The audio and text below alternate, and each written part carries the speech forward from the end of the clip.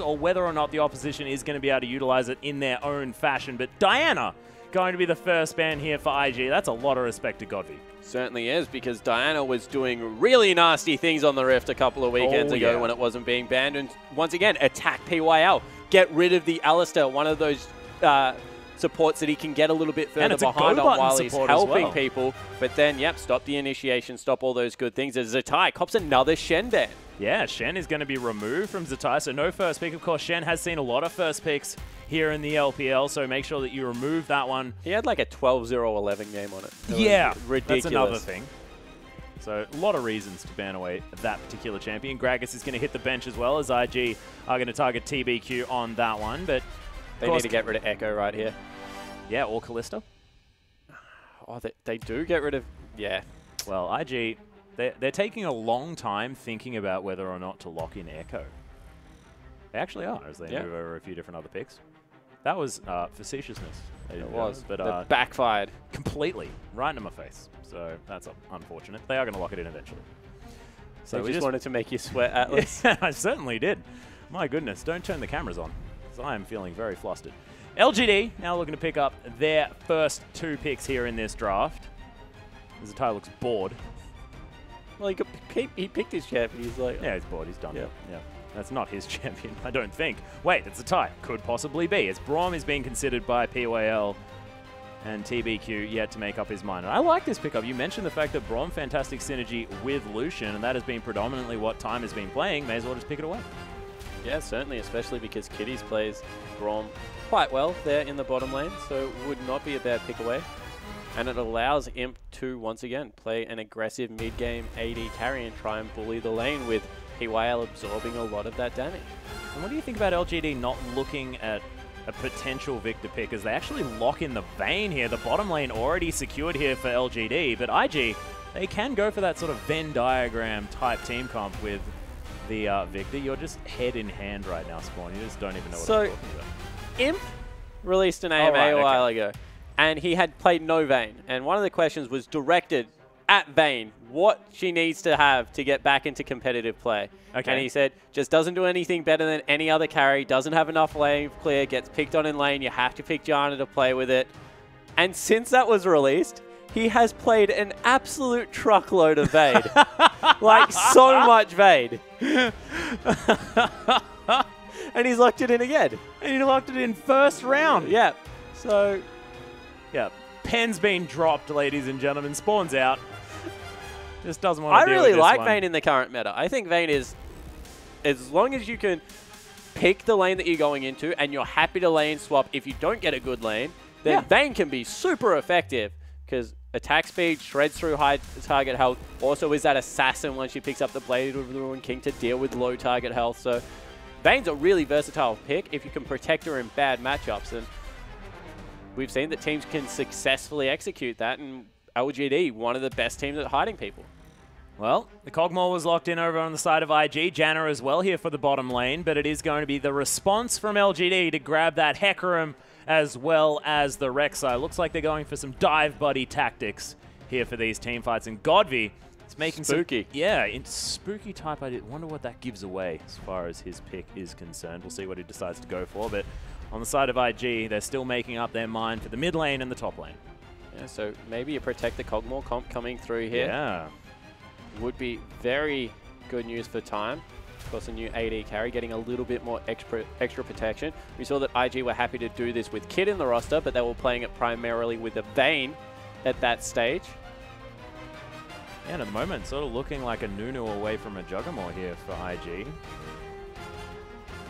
Not going to be the case, so it's going to be the backline protection type team comp instead coming through from IG, and they are going to lock away the Lulu, and of course I love rookies Lulu. Yeah, and I've of course said LGD, which confused the heck out of you. I meant IG were happy to play and protect the AD carry comp with Kid on the lineup with the Vayne, but this time they're going for Time on the Kog'Maw, and Kog'Maw Lulu does so much work, and the reason being is that Kog'Maw gets a lot of attack speed with Trinity Force Blade of the Ruined King, and Help Picks does a heck of a lot of magic damage. Oh yeah. So even though you're arming yourself against a primarily AD threat in the bottom lane, just the amount of magic damage spat out because of that Help Picks means that you have to grab an Aegis, you have to grab the Spirit Visage on your top lane, all those good things that you don't want to have to build against a primary AD threat coming there. Yeah, but it does remove sort of that very early Frozen Heart, things like that that can really stop all of the attack speed that's going to be coming through onto the Kog'Maw. So I understand what you're talking about. It does put you in a bit of a sticky situation as far as that defensive itemization. But LGD, they have gone with the Orianna in the mid lane, so a lot of wombo potential, and it might have a little bit more protection than we thought here with the opportunity of grabbing that protection from the Command Protect in the mid. Yeah, certainly is a little bit more on the side of LGD right now, and Acorn on the Hecarim has Ignite, probably going for Trinity Force first. Will have the opportunity to dive in with that ball, see if he can delete time off the map before he becomes a problem as this game progresses. And once that goes through, you have to think that there's a little bit of a lack on IG's lineup, so need to make sure that Kitty's ultimates and knockups are on point to really protect the Kog'Maw. Yeah, it's going to be a little bit rough here, but we'll see how things actually turn out, because if IG can control the game, then the late game's looking fine. We are going to go through the lineups, though, as Zatai on that big tanky Maokai against Acorn's Hecarim, definitely a seasoned Hecarim player, as well as Cacao has picked up the Echo into TBQ's Rek'Sai. This is the matchup that could really turn things around in favor of IG. Yeah, certainly could. Cacao needs to look to get into the lanes early, see if he can affect them, as Rookie has taken Lulu one more time, and Godby back on his famous Orianna. I love seeing what builds he goes. Oh, yeah. And I think it was the Rod of Ages, actually, that he picked up last time he played it. Still opting for a lot of movement speed as well, as we saw time against Imp there, and Kitty's taking on PYL, the melee against the ranged supports here, but both pretty decent in the disengage front. So we are going to see Rookie fan nice in the audience there. There's always Zatai fans. Yeah, well, it's true. Zatai. Pretty exciting player to watch. But speaking of which, let's get onto the Rift.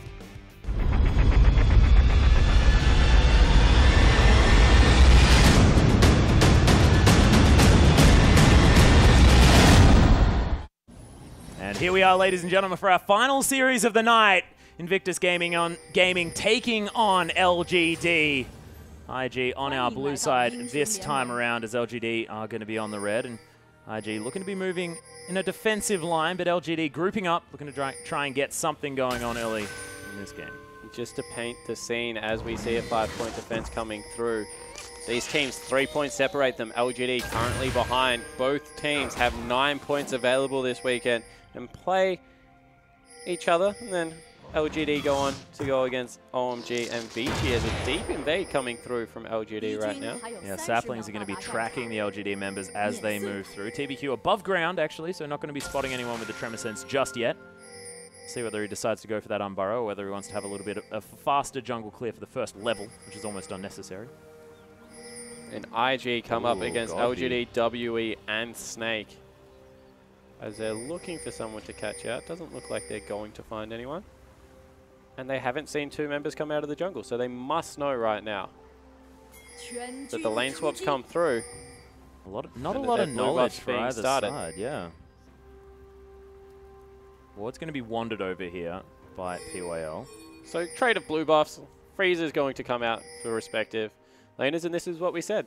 LGD love to hide TBQ. That's why they're happy to take the Vayne a lot of the time, because there's just not a bad lane matchup if there's no one else in the lane. That is very true. It's pretty hard to lose against minions. But does mean a bit of an island here in the mid lane, but both of these mid laners more than happy just to hang around. Of course, the Command Protect is going to be helping Godby very well in these trades we just saw. And Acorn and TBQ just going to take away their respective areas of the enemy jungle. No shared experience on the buffs for both junglers, so they get level 2. And a little bit quicker of a jungle clear going to come through right now for the Hecarim because of the spammable Q, as opposed to just some percentage health damage coming through for Zatai on the W. Yeah, of course, Zatai has already taken down 4 of those jungle creeps, I believe, so able to get a lot of the little ones. Might have been just the little raptors as well. I'm not entirely sure what he decided to grab there, but he did. He grabbed the 3 little raptors. Well, Glittlelands nicely landed there from Rookie as he's shoving in this wave. Decent farm from Godby, as of course this wave is going to crash forward and be able to pick up some extra ones. PYL actually leeching some early experience. He very rarely does this versus Kitties, who has just stayed out of lane the entirety of time, so hasn't yet to pick up any experience roaming around the map. which means that Cogmore, who scales really well with levels for a hyper carry, by the way, is going to be accelerated throughout this early game. Yeah, one thing I wanted to talk to you about, Spawn, was sort of why POL would be doing this. Is it more beneficial on a Braum to have some extra levels here in the support role? Yeah, maybe just feels like he can't get anything done anywhere else on the map, and just wants to be the person that if Acorn decides to teleport up into that lane, is able, Zatai, able to deal with it. Otherwise, yeah, just maybe looking to get some levels in there to make sure that he's able to impact team fights early on with his ultimate. Of course, that's the most efficient way. That's why people split this way across the Summoner's Rift, because it is the most efficient way to gather resources, keeping that duo lane down there, especially with the talents that you get in the utility tree. So just making the most of his early game. In saying that, the change that we made when you catch up on experience is so huge right now. So that's why we see Janna sometimes exit lanes, make sure that she's just in the vicinity warding up, because if you get behind 2 or 3 levels, you catch up really quickly as a support player when you do grab that farm when everyone's grouping up. Yeah, and it actually makes experience on the Rift worth that little bit more. Yeah, if you can delay it. Yes. If you don't get caught out at the level 1, level 2 mark. Yeah, that's exactly right. So a bit of a trade-off there as far as how safe you are going to play. But one thing I did want to talk to you about, Spawn, was when these teams are strong. I'm looking at this Cogmore comp thinking they're aiming for the late game stage, but am I wrong in thinking that? Well, Cogmore's really weird because he's arguably the best Trinity Force user that is an AD carry in the game, along with Corki. They're the two, right? So the reason that Cogmore's so good is his ultimate costs no mana, and you can throw auto attacks out with your W on, of course. And W auto attack with Janna Shield is just really good. One auto attack trade. You can get the heck out of dodge. You don't have to extend a trade after that, which catches a lot of people off guard because you max it first, you get a Sheen proc in there, and it's really effective. So Cogmore's kind of that carry that every step along the way, he just gets built up a little bit further, which is why he's always been one of the most popular hyper carries coming through. Jinx has a similar thing when she gets to Infinity Edge and is really good, can snowball games incredibly hard if she gets that one team fight, but then drops off because she needs the 3rd item, Last Whisper, if people grab armor. Whereas this Cogmore doesn't have that problem. We've already spoken about the amount of magic damage on the lineup for IG. Cogmore not going to fall away because everyone's going to have to build the Lockets, the Spirit Visages first up. Just gives him that little bit more window. So you have to think right now that IG, because of all of the magic damage and then the Cogmore threat, will get into this game a little bit earlier on than they maybe should necessary. On the side of LGD, they do have sort of the Hecarim for hyperscaling as well as this Vayne and the Orianna. LGD, so as the game goes on, go ridiculously well. Well, we'll see who's going to be able to take it, whether IG can control these fights and keep time alive. Does seem to be a lot on the back of this Cogmore as their ability to get damage down, even if a lot of the damage is going to be coming from Rookie, and the fact that he can get that help fix in there for the extra damage, it's still going to be using this Cogmore as a vessel for that damage. Yeah, it certainly is. And the other thing that you have to point out, just ever since that Godv started showing us how potent he is last playoffs on Orianna, is that if he ever catches time out, he will pull the trigger and destroy him on Orianna. Godv is the best Orianna player in the LPL right now. I'm not sure there's anyone that's better. Faker's a very good Orianna player. He's also very good Lulu player. Yeah. I like to just think of him on a different plane, to be honest. Spawn. He's a really good Orianna That's true. player. That is very true. We actually recently saw Toys play, and I believe they lost against AHQ and they played Orianna. So I don't know whether I still believe that. Yeah, I forget Season 2 words as well sometimes. Very good point. Very good point. But Rookie is going to be clearing out this mid wave quite easily, of course. Turned into a bit of a farm lane here for both the Lulu and the Orianna. Both the control mages, this is what you expect to come out of this lane.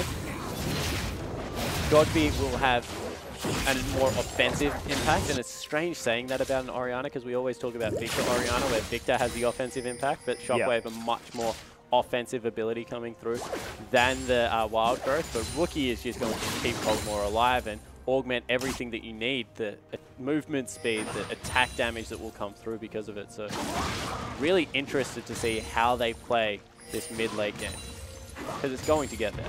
Oh, it most certainly is. Of course, things moving pretty slowly at the moment, and of course, the lane swap being accepted by both sides. So they bounce the wave there. Yeah, so they bounced the wave there. So Cacao ran up into the lane to make sure that Zatai wasn't going to get zoned off CS. So what they're doing is hard shoving that into turret. Then they'll send everyone back and just allow Zatai to CS by himself.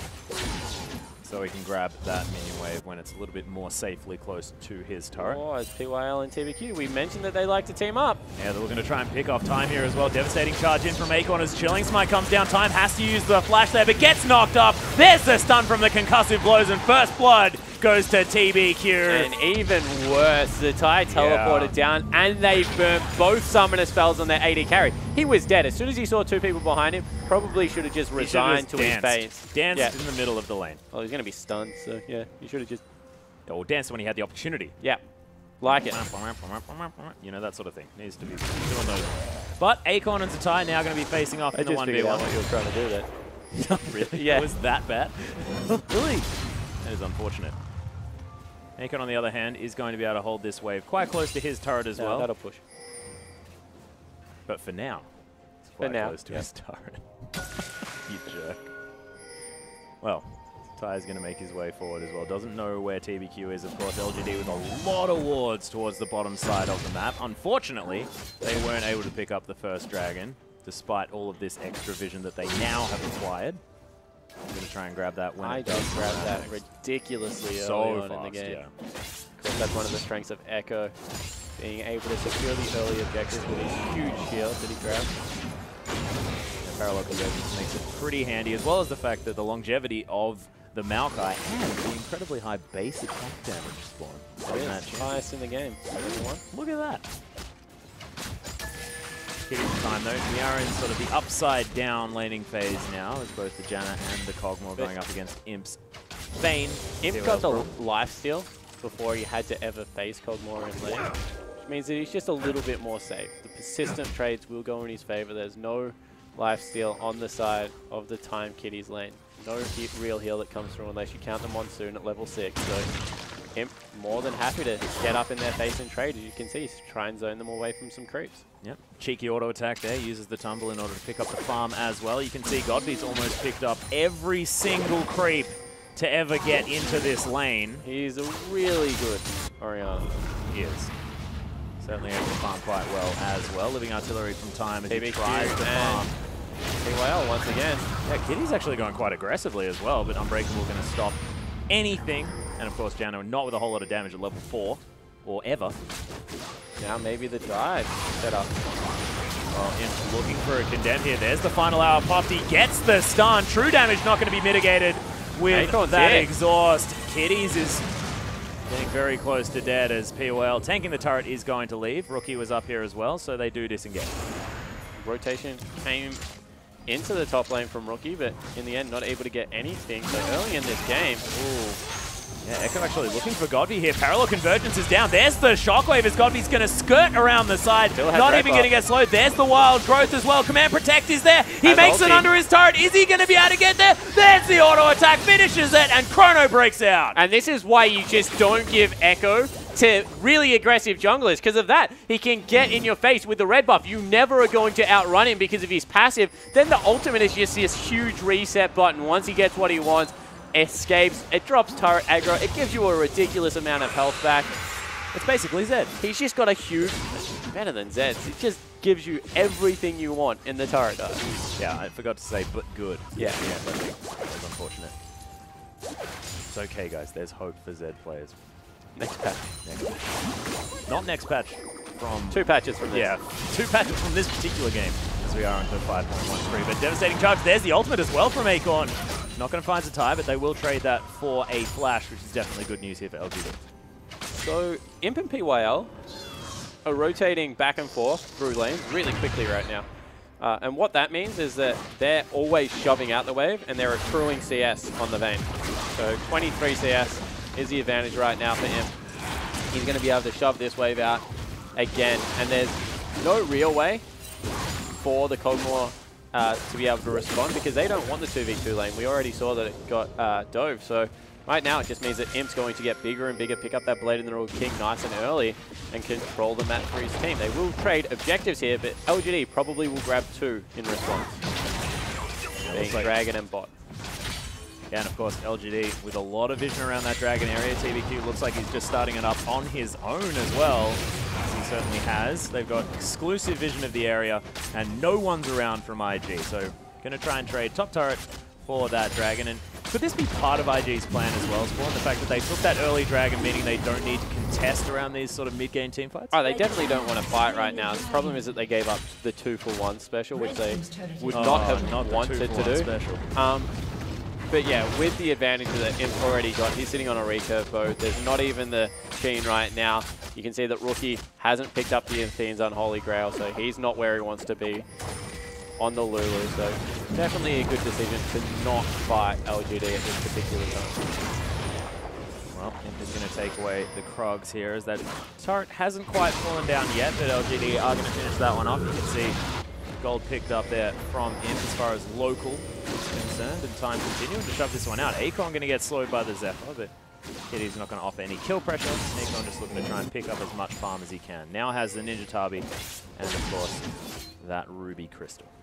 Drugs off a lot of the auto attack damage at this stage with him coming through. There's one thing about Trinity Force users, Ninja Tabi before the Sheen is just such an effective purchase because of the relatively low base AD that comes into effect. As we see, now back completed for IG, and they're looking much more happy, although LGD, same could probably be said about them. Yeah, Rod of Ages already completed it. 12 minutes for Godby, that's pretty good. Yeah, he's at 125 CS as well. Yeah. Now going to pick up a blue buff as well, as the minions are rushing right behind him, each other. By the way. Yeah, exactly.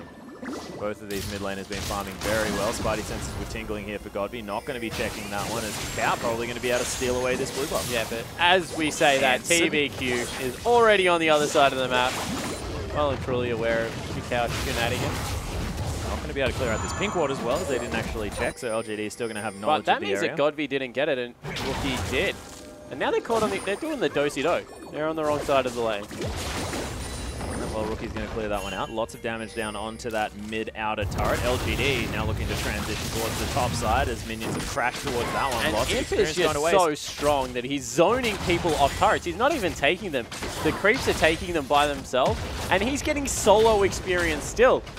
Like, he's ahead of Acorn, nearly caught up to Godby as well. You can see that he's 3/4 of the way through that level. Imp is going to be a beast.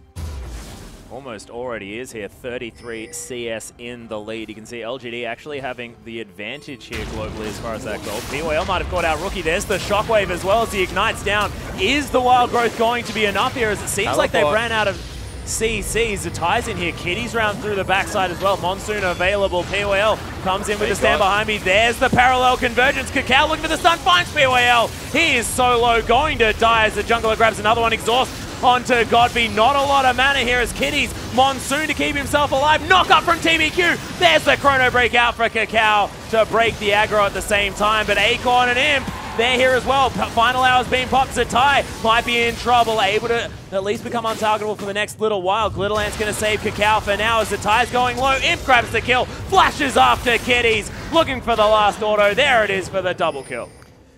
That was so bad for IG. They overextended, thought they were going to be able to grab Godby, but he was just always out of reach. It meant that they expended so much. The flash on Janna, the Monsoon on Janna. Even Cacao's ultimate was burnt for absolutely nothing under that turret. The flank on the top half of the map from Imp was beautifully timed. Yeah. And it just meant that he was able to clean up time before he had any effect in that fight.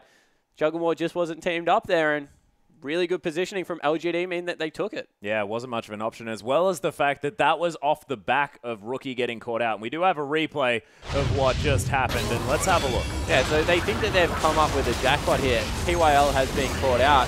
They're able to pick up the first kill, and honestly, they should have been happy there because you can see his Godby has no wave clear. They could set up Siege's turret. They have the huge minion wave. Instead, they burn Cacao's ultimate. They've gone so deep, and as you can see, Acorn and Time just arrived, able to grab the kill onto Acorn, zone Cacao and Rookie away, and then Imp just has a field day because there's no other threats left to deal with it. Yeah, there was also the fact that Wild Growth was already down at the beginning of that fight. Not a lot of the defensive capabilities from IG left there, and that means that there's a 3-0-1 Vayne winning round through. Yeah, exactly right.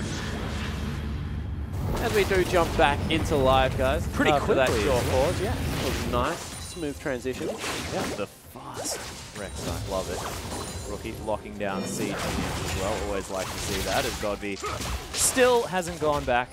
Just sitting on that Rod of Ages and utilizing that Catalyst to grab some extra mana as he levels up. Now going to go back and pick up some items.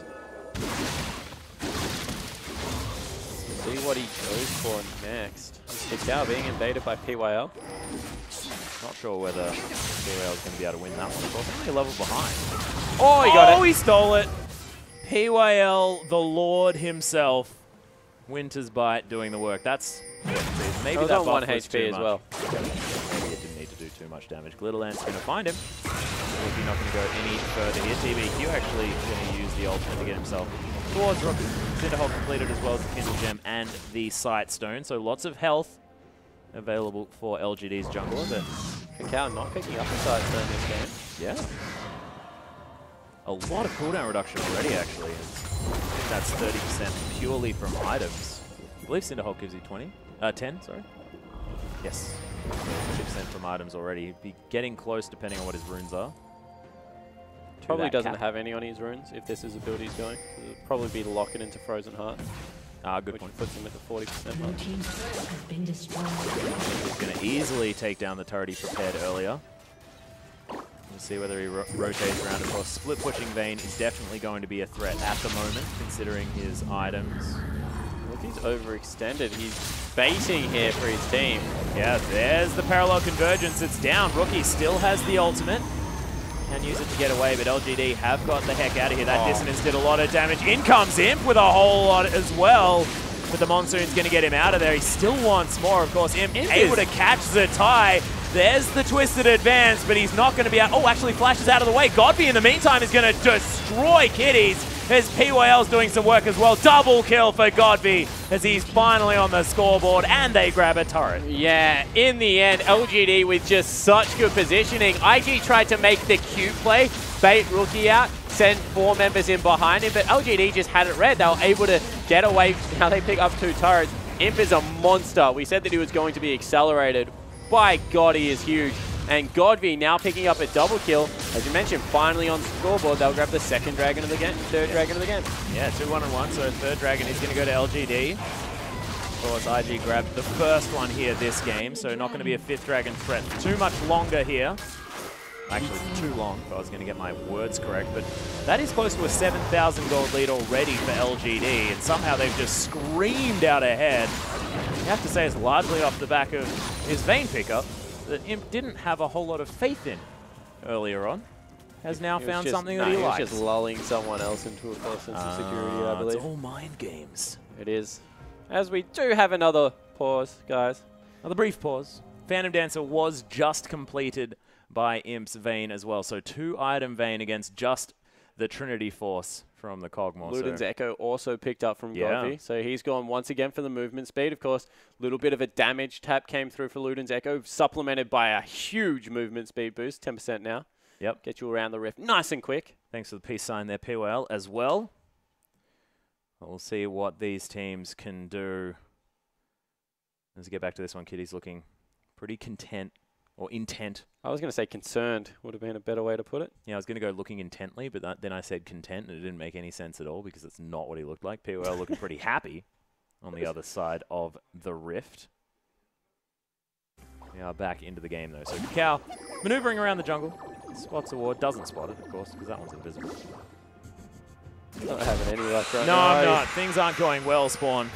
You could see that you've done the IG, but you started well early, and then things just fell apart in the big game, Atlas. Here we are. Everything's a segue. PYL not going to get so lucky with the Winter's Bite this time around. Oh, you never know. He's got a 2nd. True. Not so lucky with the Winter's Bite this time around. Thank you.